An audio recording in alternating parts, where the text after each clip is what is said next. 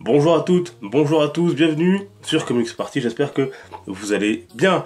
Après Secret Wars, après Batman Metal lors du dernier numéro, on continue notre voyage cette semaine dans les crossovers et les events marquants de ces dernières années. Et on s'arrête cette fois-ci donc du côté de Marvel avec House of M, un titre très intéressant et très important qui date de 2005 et qui est très intéressant surtout si vous voulez comprendre la mythologie moderne des X-Men. Alors on va s'arrêter dessus, on va revenir sur quelques points de cette histoire. Attention bien évidemment, dur de ne pas spoiler en parlant de ce titre, donc ça va spoiler bien évidemment. C'est parti donc pour House of M.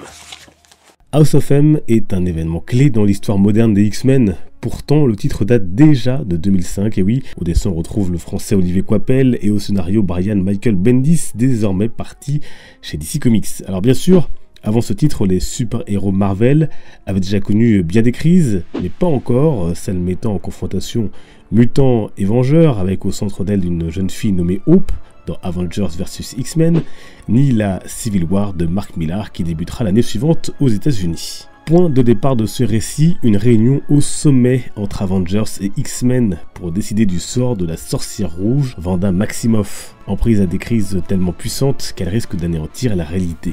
Au cœur de tout cela, des enfants qu'elle s'était créés à partir de fragments de l'âme de Mephisto dans les années 80 et qui n'avaient de fait jamais existé. C'est bien des années plus tard, lors du titre Avengers la séparation, que cette blessure va ressurgir au détour d'une conversation avec Janet la Guêpe. Un souvenir qui va la perturber au point de tuer plusieurs héros dont Vision. Mais que faire donc d'elle alors qu'elle représente une menace imminente pour l'humanité? Les points de vue divergent entre une partie des mutants, et oui, qui seraient prêts à la sacrifier pour sauver l'humanité, Wolverine en tête, et des vengeurs comme Captain qui ne veulent s'y résoudre. Incapables de se mettre d'accord, nos héros décident donc tous d'aller à sa rencontre pour mieux se rendre compte de son état. Et c'est là que l'univers est modifié. Que se passe-t-il dans cette nouvelle réalité?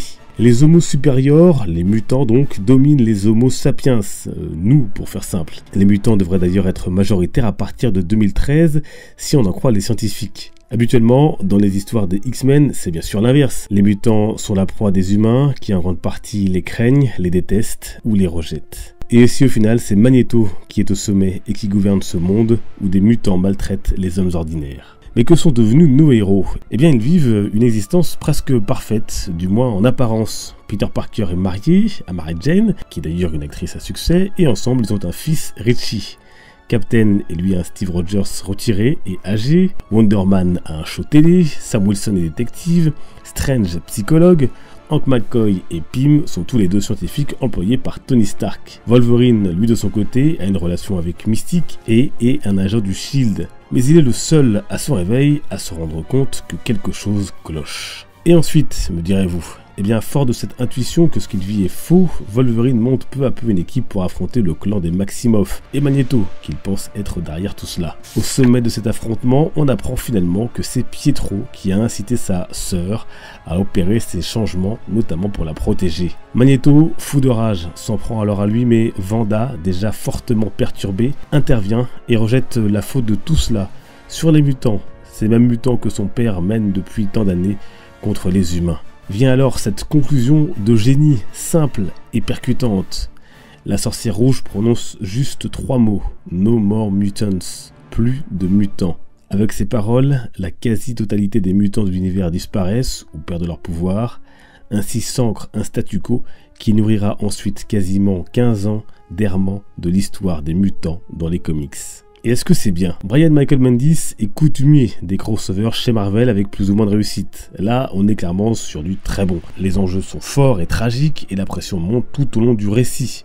On prend plaisir à suivre nos héros dans ces vies rêvées taillées sur mesure et on se demande bien comment ils vont s'en sortir. Ensuite, on prend avec ce titre toute la mesure de la puissance de Wanda Maximoff. Olivier Coipel fait de son côté un travail remarquable de bout en bout côté dessin. Un titre indispensable pour envisager les récits autour des mutants qui ont suivi jusqu'à aujourd'hui. Et justement, que lire après? Eh bien, pas mal de titres sont liés aux conséquences des 3 mots prononcés par Wanda, mais vous pouvez vous concentrer sur ces quelques titres pour accrocher des wagons. Bien sûr, la trilogie du Messie en Marvel Deluxe, rééditée en 2 omnibus pour 70 € chacun l'an dernier cette année, par Panini Comics. Puis vous pouvez vous plonger dans X-Men Schism, qui va voir s'affronter 2 points de vue différents sur l'avenir des mutants entre Cyclope et Wolverine. Faut-il les préparer au pire en les entraînant durement ou faut-il au contraire les préserver? Place ensuite à un nouveau crossover ambitieux mais moins abouti, Avengers vs X-Men. Le tout mènera ensuite en VF à l'ère Marvel Now et ses différents crossovers jusqu'aux séries X-Men actuelles, avec tout récemment le renouveau porté par Jonathan Hickman avec les séries House of X et Power of Ten, mais ça on en reparlera. Voilà, et comme j'ai dans la vidéo, n'hésitez pas à lire également avant de dire House of M Avengers la séparation. Là c'est l'exemplaire de la collection Hachette.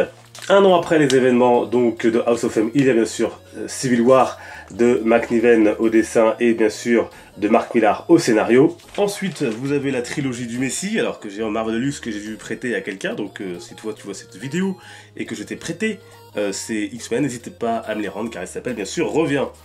Et puis ensuite des titres donc comme X-Men Schisme, la confrontation au sommet entre Wolverine et Cyclope en Marvel Deluxe, Avengers versus X-Men, et d'autres titres qui sont liés, comme la très bonne série Wolverine et les X-Men, là c'est le tome 2 qui s'appelle d'ailleurs Avengers versus X-Men. Voilà, House of M, si vous l'avez lu, n'hésitez pas à me dire ce que vous en avez pensé. On se retrouve bien évidemment sur les réseaux sociaux, vous avez tous les liens en description. Merci de votre fidélité, n'hésitez pas à vous abonner, à mettre la cloche pour ne rien manquer. On se dit à très bientôt, je prends quelques jours au bord de la mer et je vous reviens en grande forme très bientôt. Portez-vous bien, les comics sont une fête. Ciao.